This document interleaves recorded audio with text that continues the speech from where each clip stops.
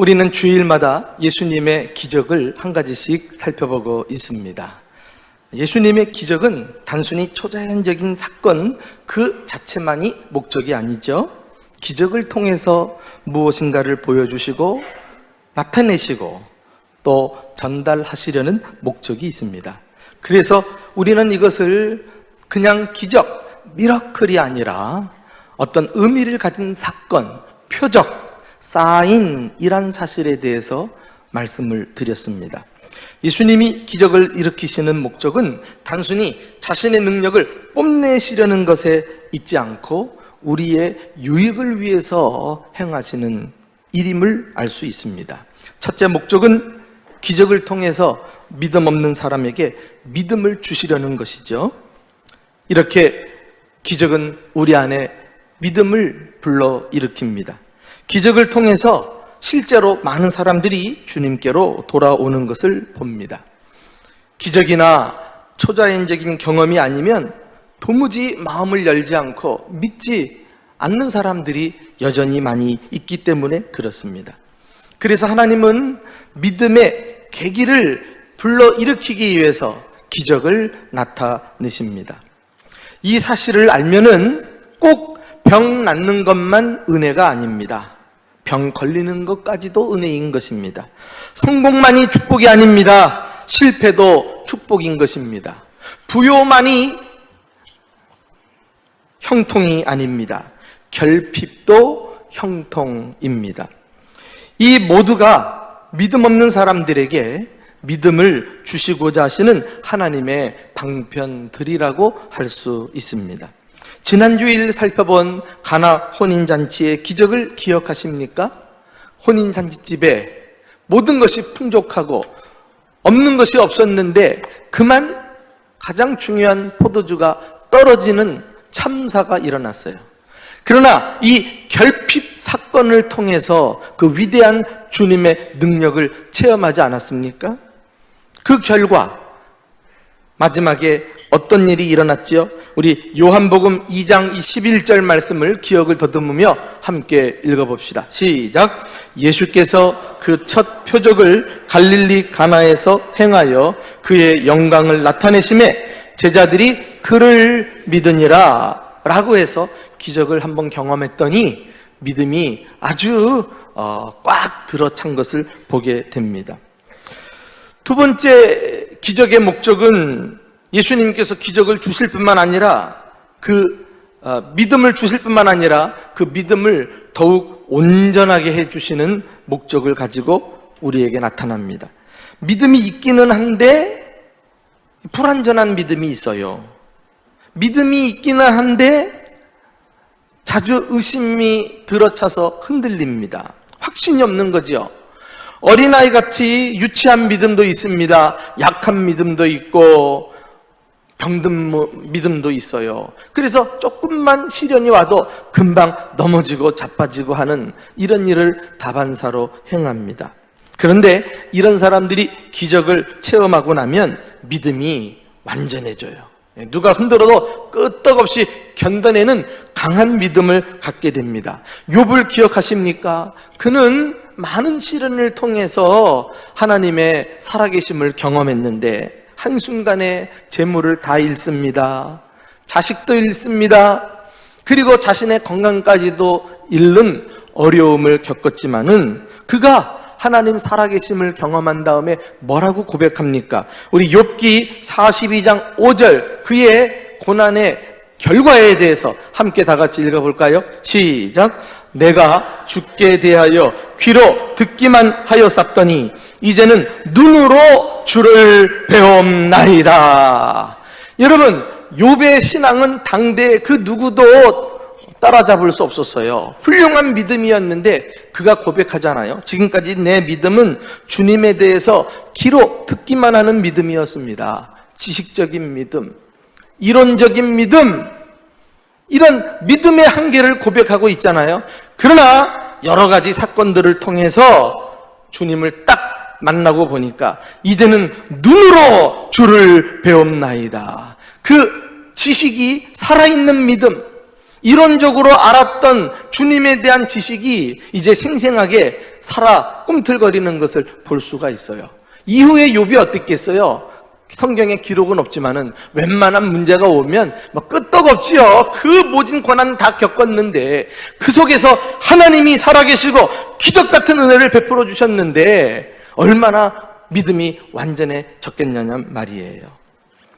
여러분, 새해에 우리는 그 어느 때보다도 기적을 사모하고 기적을 베푸실 주님을 기대하며 살아가는 저와 여러분 되시기를 주님의 이름으로 축원합니다. 그러나 기적 그 자체만이 아니라 기적을 통해서 내 믿음이 좀 온전해지고 내 믿음에 좀 열정이 살아나고 내 지식적인 믿음이 생생한 산 믿음이 되고 그래서 하나님을 날마다 경험하며 살아가는 복된 성도들 되시기를 주님의 이름으로 축원합니다. 오늘 본문에 보면 예수님께서 왕의 신하의 아들을 고치시는 기적이 소개되어 있는데 그 과정 속에서도 이 왕의 신하의 믿음이 점점 성장하는 과정을 볼 수가 있습니다. 신하는 자신의 아들이 죽을 병에 걸리게 되자 예수님께 찾아와서 고쳐달라고 요청을 하지요. 그리고 예수님이 그 기적을 행하시는 과정을 보면은 그 믿음이 어떻게 발전했는가 볼 수가 있는데요. 처음에는 왕의 신하가 예수님을 믿었던 사람이 아니었어요. 예수님께 나와 아들의 병을 고쳐달라고 요청했을 때도 믿음이 있어서 그런 것은 아닙니다. 예수님께서 그의 요청에 어떻게 반응하셨는지 예수님의 답을 보면 우리가 단번에 알 수 있어요. 우리 한번 48절을 함께 읽어보실까요? 48절 시작. 예수께서 이르시되 너희는 표적과 기사를 보지 않으면 도무지 믿지 아니하리라. 그러니까 그의 믿음은 그저 기적을 보기를 바라는 이런 수준에 머물러 있었어요. 기적이 없으면 믿지 않을 것이다. 주님이 딱 진단을 내리지 않았어요? 그의 관심은 예수님이 아니라 오로지 기적을 통해서 자기 아들의 병을 고치는 것이었습니다. 여러분, 이 예수님의 이 말씀을 오늘날도 들어야 될 사람들이 많이 있다는 사실을 아십니까? 예수님과 상관없이 오직 출세하고 성공하고 부자 되는 기적을 바라면서 교회 다니는 사람들이 의외로 많이 있다니까요. 이런 믿음을 가진 사람을 우리는 기복주의 신앙 아니면 신비주의 신앙 뭐 이렇게 이야기를 합니다. 건강하지 못한 신앙이지요. 왜 그럴까요? 이들은 기적이 없으면은 얼마든지 예수님을 떠나 다른 곳에 갈 수 있는 사람들이기 때문에 그래요. 그러나 우리가 이 기적을 바라는 단계를 뛰어넘어서 진짜 믿음을 갖는 일에 관심을 가져야 돼요. 우리 예수님께서 이후에 이제 이 왕의 신하를 한 단계 더 믿음을 업그레이드 시켜 주십니다. 예수님에게 중요한 것은 기적보다도 신하의 믿음이 바로 세워지는 것이었어요. 그래서 그가 보는 데서 당장 기적을 일으키지 않고 오히려 신하에게 명령하십니다. 어떻게 해요? 우리 50절 말씀도 한번 다 같이 읽어봅시다. 시작. 예수께서 이르시되 가라, 내 아들이 살아있다 하시니 그 사람이 예수께서 하신 말씀을 믿고 가더니, 예수님께서 쫓아가서 고쳐주시지도 않고 말이죠. 가라, 내 아들이 살아있다, 이렇게 말씀만 하고 말았어요. 그런데 신하에게 변화가 찾아옵니다. 믿음의 내용이 달라진 거예요. 이제 그는 기적을 믿는 사람이 아니라 기적이 없어도 말씀을 믿는 사람이 된 줄 믿으시기 바랍니다. 할렐루야. 여러분, 이것이 우리가 기억하고 도달해야 될 믿음의 중요한 과정이 아닐까요?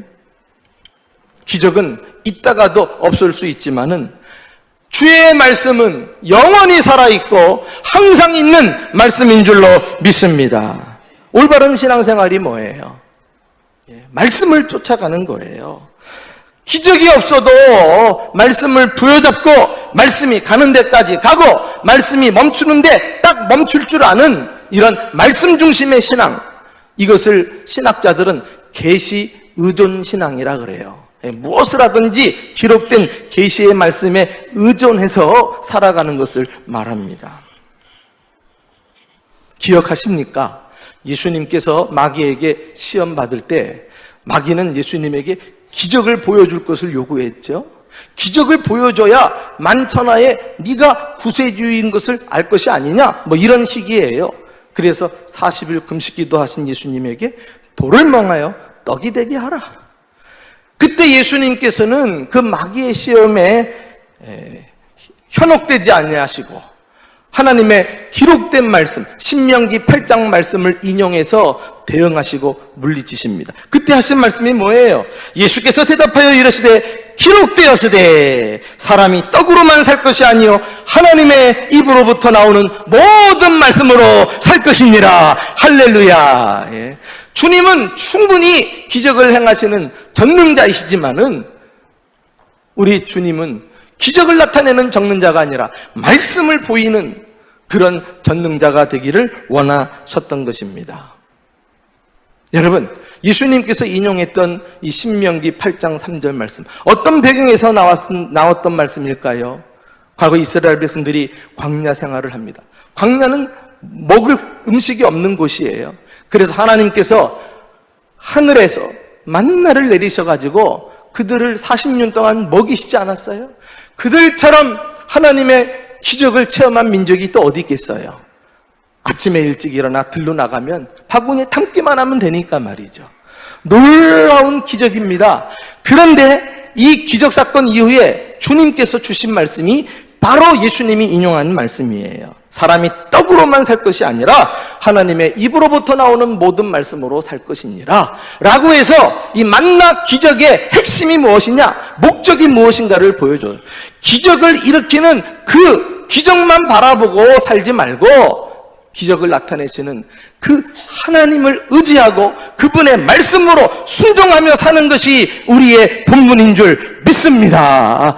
그것을 깨닫게 하기 위해서 이 만나 사건이 일어난 거예요. 만나만 보고 쫓아가면 만나는 어느 때는 없어질 건데, 그러나 날 먹이시고 입히시고 책임지실 뿐만 아니라 그것을 뛰어넘어서 주의 말씀으로 항상 우리 길을 인도하실 그 말씀을 부여잡고 산다면 얼마나 그 믿음이 참된 믿음이겠느냐 하는 것입니다. 여러분, 제가 우리 대전중부교회를 목회하면서 누군가 내게 와서 너는 기적을 원하느냐, 말씀을 원하느냐, 두 가지 중 하나를 선택하라고 할 때 저는 거침없이 하나님의 말씀을 원합니다, 이렇게 말하고 싶은 목회자입니다. 왜요? 기적은 우리에게 완전한 믿음을 가져다 주지 못하지만 주의 말씀은 기적을 넘어서서 우리가 정말 온전한 강한 믿음으로 이끄는 하나님의 말씀인 것을 믿을 때 우리 대전중부교회는 저와 함께 눈에 보이는 기적보다도 보이지 아니하는 하나님의 말씀을 부여잡고 그 말씀에 순종하고 말씀을 따라가는 말씀 중심의 교회가 될 수 있기를 예수님의 이름으로 축원합니다.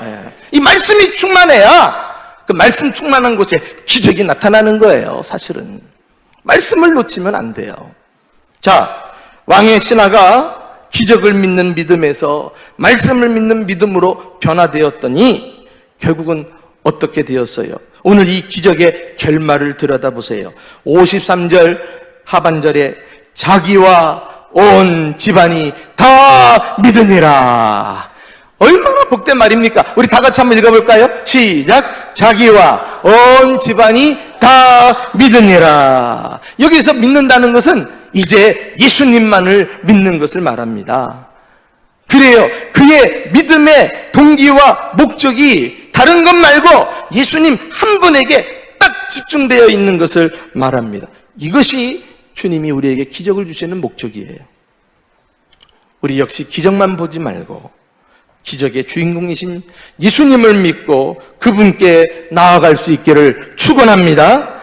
그랬더니 이 왕의 신하가 그 집에 믿음의 가장이 되어가지고 그가 가진 믿음이 온 식구들에게 선한 영향을 끼쳐가지고 집안이 다 믿잖아요. 집안이 다 믿어요. 여러분, 이것이 하나님의 구원하시는 방법인 것을 아십니까? 먼저 그 집안에서 한 사람을 택해서 그를 구원해내사 믿음의 가장으로 삼으세요. 믿음의 조상되게 하셔요. 처음 믿은 사람은 안 믿는 불신 환경 속에서 고통이 따르고 인내해야 되는 수모를 겪어야 되지만 믿음을 가지고 버티고 견디면 결국은 온 집안이 그 한 사람 때문에 예수로 하나 되는 날이 오게 될 줄로 믿습니다. 그 믿음의 최종 목적지를 향해서 새해에도 우리가 하나님의 기적을 사모하고 나뿐만 아니라 온 가족이 주님 앞에 나오는 축복이 있기를 예수님의 이름으로 축원합니다. 어떻게 하면은 그러면 이 왕의 신하와 같이 믿음이 온전케 되는 기적을 체험할 수 있을까? 오늘 그 방법 몇 가지를 함께 나누고 싶습니다. 첫째는 예수 소문을 퍼뜨리시기 바랍니다.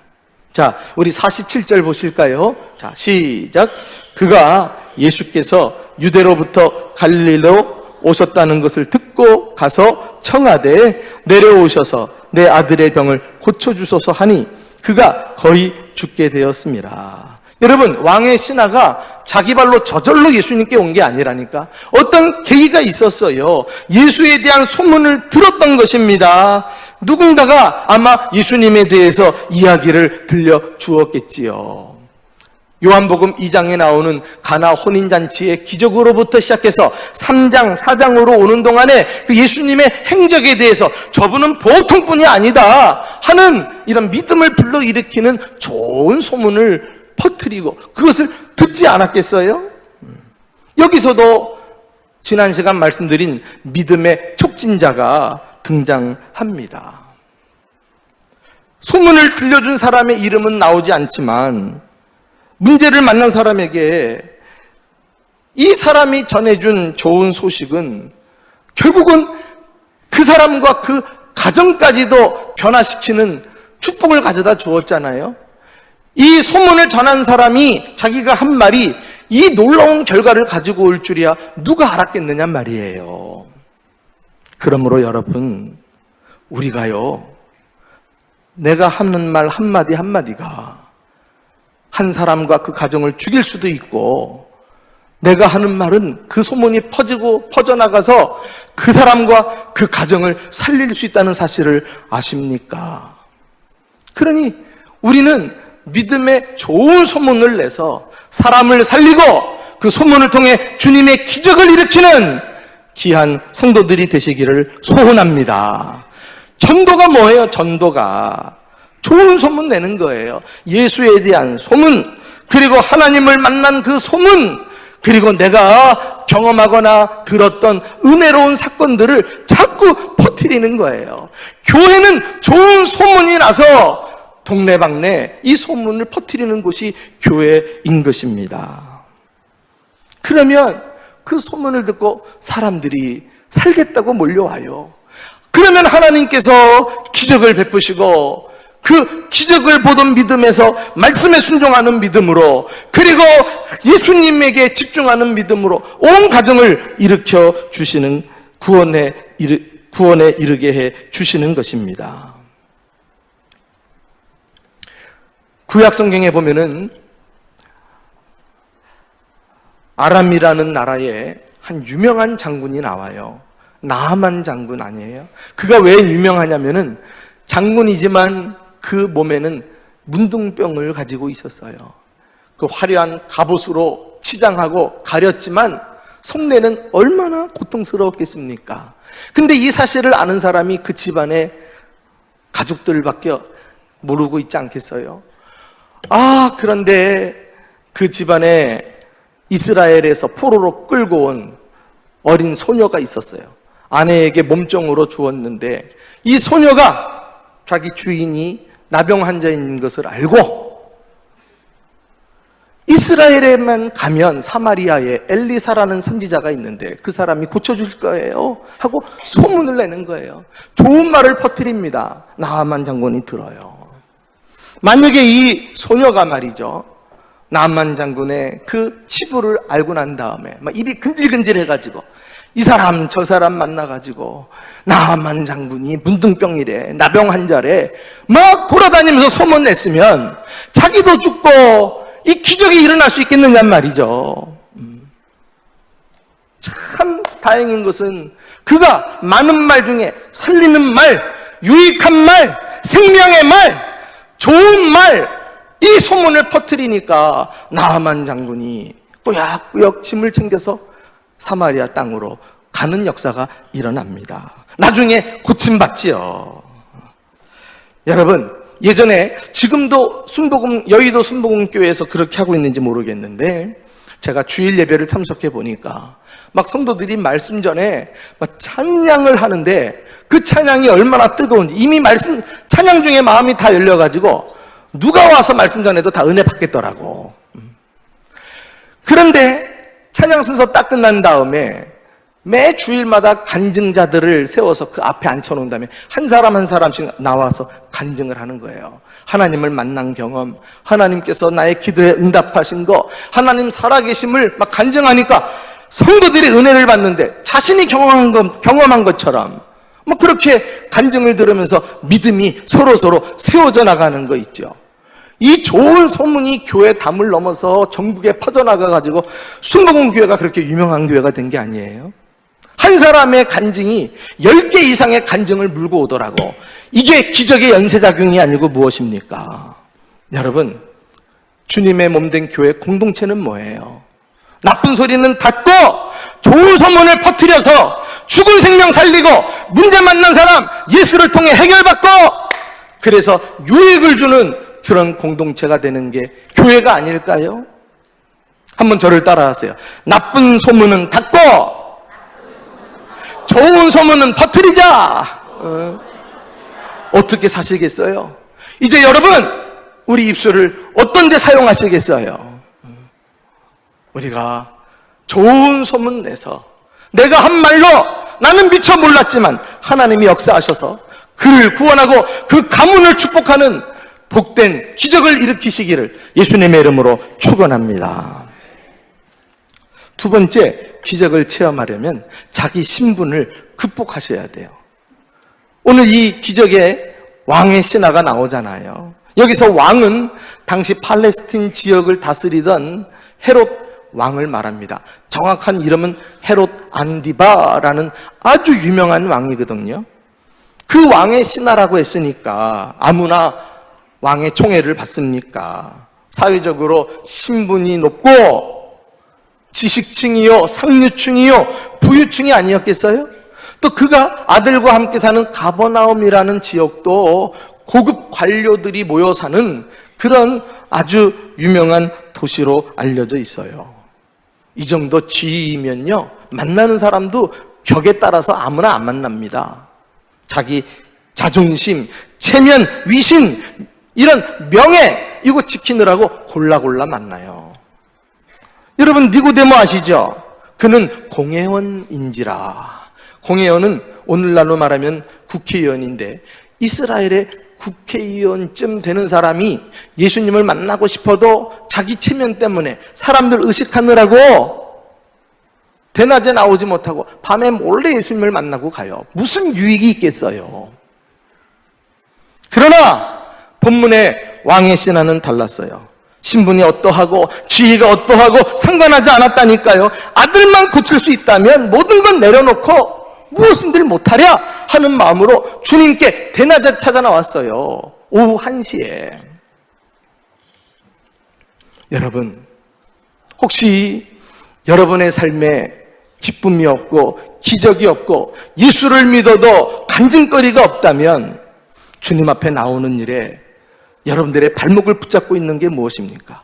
좀 훌훌 다 털어버리고 열렬하게 어린애처럼 주님을 간절히 사모하면서 나와야 기적이 일어날 텐데 그렇지 못하게 여러분들을 끌고 가는 그것이 무엇입니까? 여러분의 체면입니까? 알량한 자존심입니까?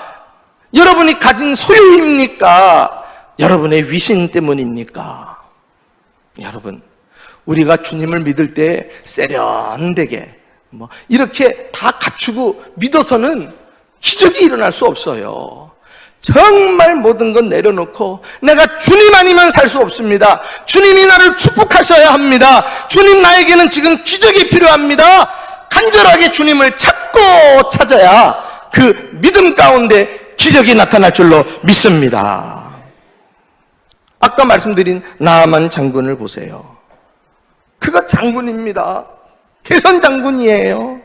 그런데 다시 패망한 이스라엘로 꾸역꾸역 마차를 타고 병사들 데리고 가잖아요. 모든 위신과 체면을 내려놓은 거예요. 그런데 말이죠, 이 엘리사가 기다리고 있다가 나아만 장군이 왔다는 얘기를 듣고 맨발로 쫓아나갈 줄 알았더니 본인은 끔찍 않고 종을 내보내네. 그리고는 종이 와서 하는 말이, 우리 엘리사 선지자가 말씀하는데 여기 요단강에 가서 그 내용을 가만히 보면은 뭐라고 됐냐면은 7번 몸을 담그라고 되어 있지 않았어요. 몸을 씻으라고 하더이다, 이렇게 말을 전해요.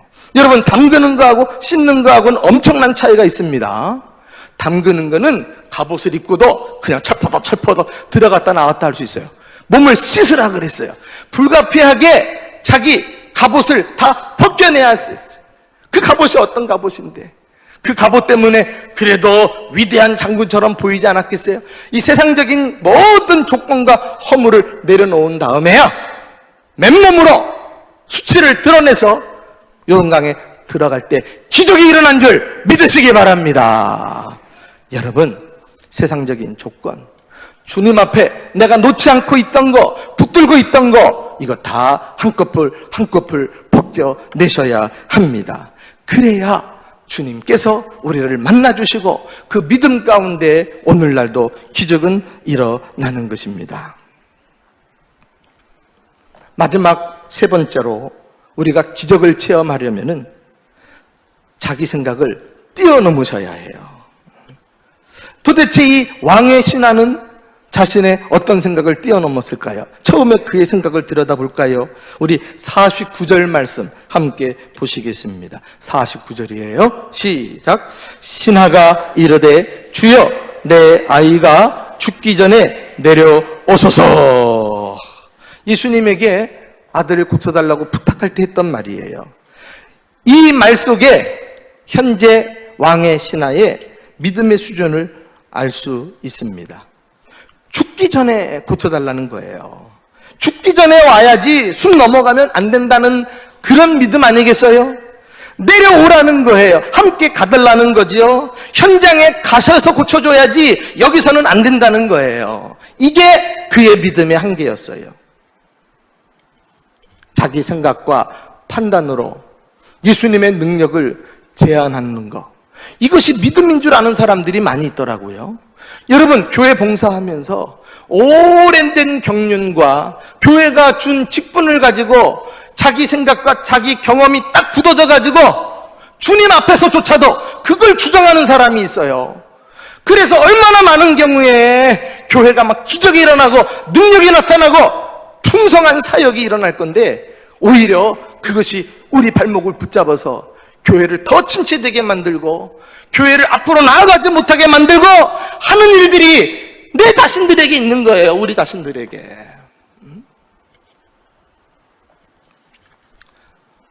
예수님께서 이 왕의 신하의 믿음의 한계를 어떻게 깨트리십니까? 그가 어떻게 대답하셨어요? 예수님이요, 50절에 보면은 가라, 내 아들이 살아있다. 그 왕의 신하의 기대처럼, 그래 빨리 가자, 그래가지고 그 집에 가서 예수님이 뭐 안수하시든지 어떻게 해서 고쳐낼 생각은 안 하고 말이죠, 바로 그냥 가라, 내 아들이 살아있다, 네 아들이 살아날 것이다, 내가 직접 갈 필요가 없이 너 혼자 가라, 이런 말씀 아니겠어요? 보통 사람 같으면은요, 예수님의 이런 반응을 보고 삐집니다. 다시는 주님께 안 나와요. 여러분 같으면은 어떻게 하겠어요? 너무 예수님하고 적용하니까 힘들어요? 여러분, 담임 목사에게 우리 집에 오셔서 빨리 기도해 주시고 문제 좀 해결해 주세요 부탁을 했는데, 이 담임 목사가 무슨 일이 있어가지고 사연이 있겠죠? 집에 혼자 가십시오 이렇게 돌려보낸다면 여러분 어떡하겠느냐 말이에요. 내가 알기로는 많은 경우에 삐지고 나를 탓은 안 본다고 할 사람들 덜어 있을걸? 응? 여러분, 우리는 결정해야 돼요. 주님 앞에 나왔는데 내가 주님 말씀대로 따라갈 것인가, 그냥 돌아갈 것인가. 왕의 신하는 달랐어요. 그는 자신의 생각을 뛰어넘어 즉각 순종합니다. 순종하기 어려운 상황 아니겠어요? 그는 연장자예요. 예수는 비천한 갈릴리 목수입니다. 30살 젊은이하고의 대화예요. 왕의 신하가 요청하면 아이고 이렇게 불러주셔서 고맙습니다 하고 따라가도 부족한 거 아니겠어요? 그런데 가라, 내 아들이 살아있다 라는 말씀이 떨어지기가 무섭게 즉각 순종합니다. 그 사람이 예수께서 하신 말씀을 믿고 갔더라 그리했어요. 여러분, 이렇게 믿고 가는 중에 어떤 일이 일어났어요? 집에서 온 종들이 길거리에서 딱 주인과 마주칩니다. 그걸 보고 소리를 지르는 거예요. 아이가 살아났어요. 주인님, 아이가 살아났다고요. 그리고는 그 시간을 맞춰보니까 예수님이 말씀하신 오후 1시가 아니겠어요? 그리고서 어떻게 되었어요? 우리 한번 53절을 다 같이 읽어보겠습니다. 53절이에요. 시작. 그의 아버지가 예수께서 내 아들이 살아있다 말씀하신 그때인 줄 알고 자기와 온 집안이 다 믿으니라. 시공간을 초월해서 역사하시는 하나님. 물을 포도주로 만드신 것뿐만이 아니라 인간의 연약한 육체까지도 고치시는 하나님. 이런 주님을 경험하면서 온 집안이 다 예수를 믿게 되었던 것입니다. 그때 이 왕의 신하가 자기 생각, 자기 판단을 고집하면서 불순종했다면 이 성경에 이 기적이 기록되었겠느냐 말이에요. 나하만 장군도 보세요. 어렵게 엘리사 집 앞까지 도착했더니 종이 뛰쳐나와가지고 명령하듯 얘기하는데 요단강에 몸을 7번 씻으라 말이죠. 터무니없는 말이에요. 생각에. 그러니까 이 나하만 장군이 뭐라 그래요? 내 생각에는 엘리사가 직접 와서 마중할 줄 알았노라. 그리고 나의 몸에 손을 얹든지 하나님의 이름을 부르든지 어떤 의식을 행하며 고칠 줄 알았노라.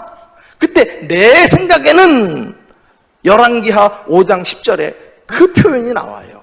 자기 생각을 가지고 왔더라니까.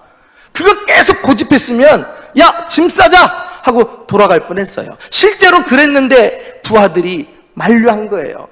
더 큰 요구를 해도 들어야 될 텐데 그 7번 못 들어갑니까? 자기 생각을 내려놓고 7번 내려가서 몸을 씻고 담글 때 기적이 일어난 줄 믿으시기 바랍니다. 주님 앞에 여러분 생각 자꾸 주장하지 마세요. 여러분이 지금까지 해온 경험, 그거 또 주님 앞에 얘기하지 마요. 모든 것을 새롭게 사안별로 주님 말씀에 순종하면서 백지를 가지고 나가서 주님이 그려주실 그림을 기대하시라니까. 우리가 눈으로 보지 못하고 귀로 듣지 못하고 생각하지 못했던 놀라운 것을 예비해 놓으시고 기적을 베풀려고 준비하셨는데 우리가 왜 내 생각 가지고 주님을 제한해야 되겠느냐 말이에요. 사랑하는 교회 여러분, 참 기대가 되지 않습니까? 과거에 기적을 베푸신 하나님은 오늘날도 여전히 살아계셔서 우리 한 사람 한 사람을 위해 기적을 예비해 놓으시고 믿음의 환경이 조성되면 주님이 아낌없이 기적의 축복을 부어주실 줄로 믿습니다. 부디 믿음의 좋은 소문들을 퍼뜨리는 공동체를 만들어가 주십시오. 그래야 모두가 살아납니다. 주님이 역사하십니다. 그리고 자기 신분을 내려놓고 열렬하게 주님만 의지하고 붙잡으려고 노력하세요. 내 생각도 내려놓으세요. 오로지 주의 말씀에 순종하며 나아가세요. 그리하여 올 한 해 나도 주님을 잘 믿을 뿐만 아니라 우리 온 가족이 믿음의 복을 누리는 복된 성도들 다 되시기를 예수님의 이름으로 축원합니다.